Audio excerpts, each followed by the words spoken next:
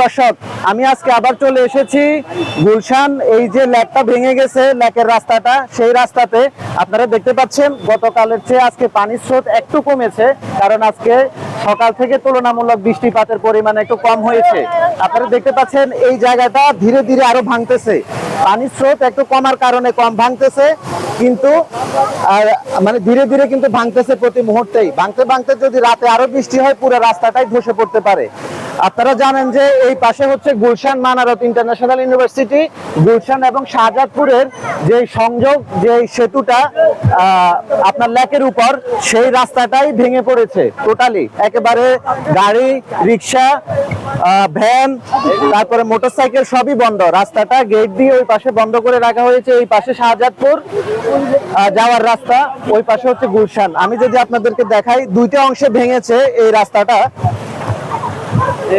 দুইটা অংশে ভেঙেছে। এই যে এই গর্তটা অনেক বড় হয়ে গেছে, এই গর্তটা অনেক বড় হয়ে গেছে।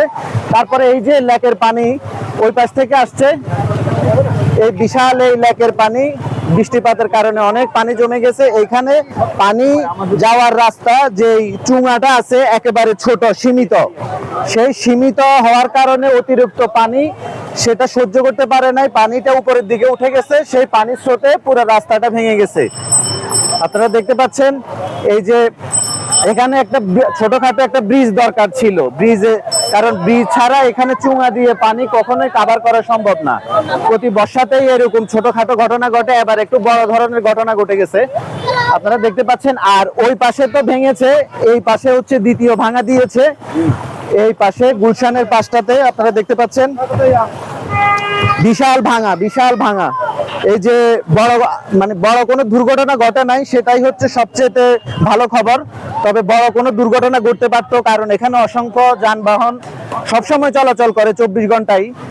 এখন যখন রাস্তাটা কলাপস করে, তখন বড় কোনো দুর্ঘটনা ঘটে নাই, তবে দুর্ঘটনা ঘটতে পারতো। হয়তো তখন বৃষ্টিপাত বেশি ছিল, মানুষ এই পাশে কম ছিল বিদায়।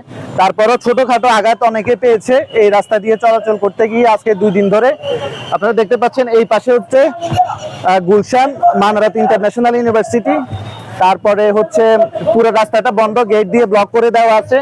তবে রাতের বেলা যদি বৃষ্টিপাত হয়, তাহলে এই রাস্তাটা পুরোটাই ধসে পড়তে পারে। আমি গতকালও আপনাদেরকে দেখানোর চেষ্টা করেছি, এই রাস্তায় হাঁটু সমান পানি ছিল গতকাল এই রাস্তায় হাঁটু সমান পানি ছিল। আপনারা দেখতে পাচ্ছেন পুরো লেকের বিস্তৃত অঞ্চল, এই পাশে বিস্তৃত অঞ্চল, এই পাশেও লেকের বিস্তৃত এরিয়া। মাঝখানে শুধু এই অংশ রাস্তা, শাহজাদপুর এবং গুলশানের যে সংযোগ, সেই সেতুটি এই অংশটুকু রাস্তা, দুই পাশেই লেক। তাহলে এই লেকের এই উপচে পড়া পানি ছোট কোনো ব্রিজ না হলে বা বড় কোনো ব্রিজ না হলে, শুধু চৌঙা দিয়ে নিচ থেকে পানি সরানোর ব্যবস্থাটা খুবই অপ্রতুল। সেটাই আরেকবার প্রমাণ হলো। আসলে এখানে কর্তৃপক্ষ অবশ্যই এটা একটু দৃষ্টিপাত করা উচিত, কারণ এটা একেবারে জনগুরুত্বপূর্ণ একটা রাস্তা, গুলশান এবং বাড্ডা শাহজাদপুরের যে সংযোগ, এই রাস্তাটি। তো দর্শক, তাহলে দেখেন, যদি আজকে রাতে আর একটু ভারী বৃষ্টিপাত হয়, তাহলে কিন্তু পুরো রাস্তাটা একেবারে দুই পাশের রাস্তায় কলাপস করতে পারে। তো যাই হোক, আসার খবর হচ্ছে বৃষ্টিপাত একটু কমেছে। ঠিক আছে, তাহলে আমি আজকের মতো এখান থেকে বিদায় নিচ্ছি। সবাই ভালো থাকবেন, আল্লাহ হাফেজ।